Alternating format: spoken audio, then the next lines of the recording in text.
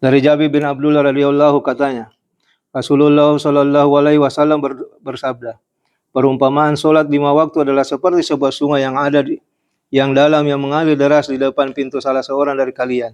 Ia mandi di dalamnya 5 kali sehari. Faedah, air yang mengalir itu bersih dari kotoran. Semakin dalam sebuah sungai, airnya semakin jernih dan bersih. Oleh sebab itu, hadis di atas mengumpamakan solat dengan sungai yang dalam dan mengalir yang seandainya seseorang mandi di dalamnya badannya akan bersih. Demikian pula solat yang dilakukan dengan menjaga adab-adabnya dapat membersihkan segala dosa. Di samping itu, masih banyak hadis lain yang menyebutkan masalah ini. Dari Abu Sa'id Al-Khudri radhiyallahu an, ia mengatakan, Baginda Rasulullah Shallallahu alaihi wasallam bersabda, salat 5 waktu merupakan kafarah penghapus dosa bagi waktu-waktu di antaranya. Maksudnya, keberkahan solat dapat menghapuskan dosa-dosa kecil antara suatu waktu solat dengan waktu solat yang lainnya. Selanjutnya, Baginda Nabi Shallallahu alaihi wasallam memberikan perumpamaan. Sebagaimana seseorang yang bekerja di sebuah pabrik, maka dirinya akan kotor dan berdebu. Tetapi ada 5 sungai yang mengalir di antara pabrik dan rumahnya. Setiap pulang ia mandi di sungai tersebut. Itulah perumpamaan solat 5 kali sehari. Semua kesalahan dan dosa yang dilakukan di antara waktu solat itu akan diampuni oleh Allah. Oleh sebab itu disebabkan oleh doa dan istighfar yang terkandung di dalam bacaan solat.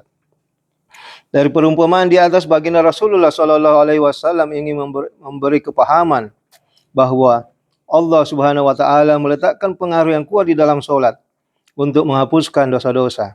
Dengan perumpamaan orang akan lebih mudah memahami pembicaraan. Oleh karena itu, beliau Shallallahu alaihi wasallam menjelaskan perkara ini dengan berbagai macam perumpamaan. Jika kita enggan memperoleh rahmat, keluasan ampunan dan hikmat Allah Subhanahu wa taala, maka siapakah yang rugi? Kita sendiri yang akan rugi. Kita sering berbuat dosa, durhaka kepada Allah Subhanahu wa taala, meninggalkan perintah-perintahnya dan kurang sempurna dalam mengerjakan firman-firman-Nya. Seorang raja yang adil sudah sewajarnya menghukum kita jika kita tidak menaatinya. Namun Allah yang Maha Mulia serta sangat menyayangi kita. Meskipun kita melanggar perintahnya, Dia tetap memberikan petunjuk kepada kita untuk memperbaiki kesalahan-kesalahan kita. Jika kita tidak memanfaatkan kemurahan Allah Subhanahu wa taala, tersebut, betapa bodohnya kita. Rahmat dan kasih sayang Allah Subhanahu wa taala kepada kita sangat berlimpah. Disebutkan dalam hadis, barang siapa tidur dengan niat salat tahajud, tetapi ia terlelap tidak bangun, maka ia tetap mendapatkan pahala 1 salat tahajud. Sedangkan tidurnya adalah sedekah Allah kepadanya, At-Targhib. Sesungguhnya Allah Subhanahu wa taala ini mudah dan sungguh luar rahmatnya. Betapa ruginya jika kita tidak berusaha mendapatkannya. Hadis kelima, dari Husaibah radhiyallahu anhu, dia berkata, apabila Rasulullah sallallahu alaihi wasallam menemui suatu kesulitan, beliau bergegas mengerjakan salat. Air Ahmad, Abu Dawud, Durrul Mansur. Faedah, salat adalah rahmat Subhanahu wa taala yang besar. Mencari pertolongan dan salat ketika menghadapi kesulitan berarti menuju rahmat Allah Subhanahu wa taala. Jika rahmat Allah Subhanahu wa taala datang, tidak akan ada lagi kesulitan yang kita alami. Banyak riwayat yang menyebutkan tentang hal ini. Para sahabat radhiyallahu anhu yang selalu mengikuti setiap langkah baginda Nabi sallallahu alaihi wasallam juga sering melakukannya. Abu Darda radhiyallahu anhu berkata, jika terjadi angin topan, baginda Rasulullah sallallahu alaihi wasallam akan segera masuk ke masjid dan tidak akan keluar dari masjid sebelum angin reda. Demikian juga ketika terjadi gerhana matahari dan bulan, baginda Rasulullah sallallahu alaihi wasallam akan segera mengerjakan salat.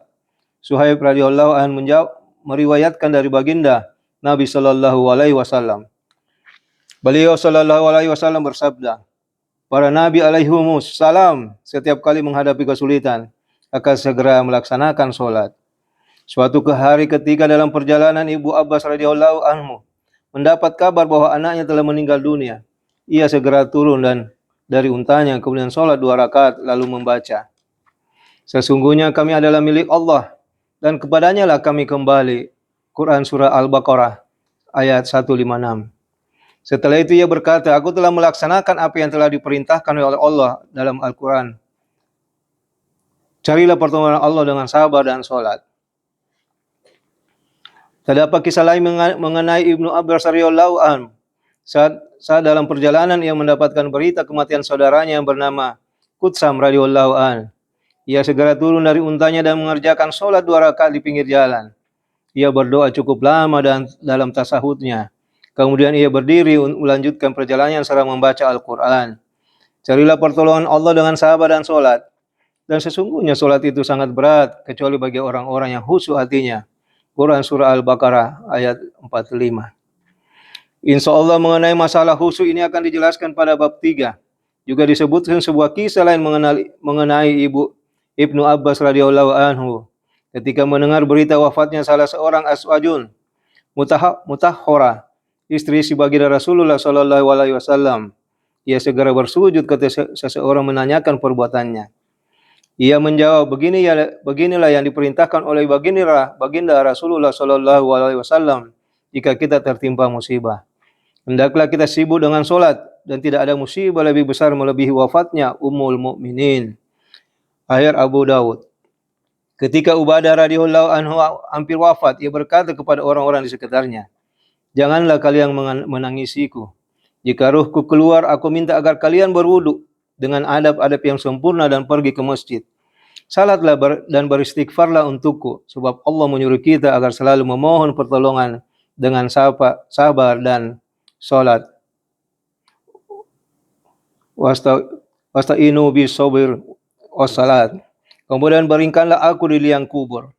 Suami Ummu Kulsum radhiyallahu anhu, Abdurrahman bin Auf radhiyallahu anhu, menderita sakit parah. Suatu ketika ia dalam keadaan koma, sehingga semua orang menganggapnya telah meninggal. Melihat hal itu, Ummu Kulsum radhiyallahu anhu segera mendirikan sholat.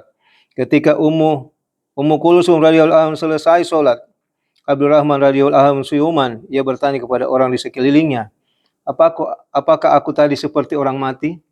Orang-orang menjawab, ya. Ia berkata, 2 malaikat telah mendatangiku dan berkata, pergilah menghadap Akramul Hakimin, Allah yang Maha Adil. Dialah yang memutuskan perkaramu. Kedua malaikat itu hendak membawa aku pergi. Kemudian malaikat yang ketiga menghampiriku dan berkata kepada kedua malaikat tadi, kalian berdua pergilah. Dia termasuk golongan orang-orang yang beruntung yang tertulis sejak ia berada di dalam kandungan ibunya. Kini anak-anaknya masih mendapatkan kemanfaatan darinya setelah kejadian itu. Abdurrahman radhiyallahu anhu masih hidup selama 1 bulan. Setelah itu ia meninggal. Durul Mansur rahmatullah alaihi bercerita, suatu ketika pernah terjadi siang menjadi gelap gulita. Aku pun berlari menemui Anas radhiyallahu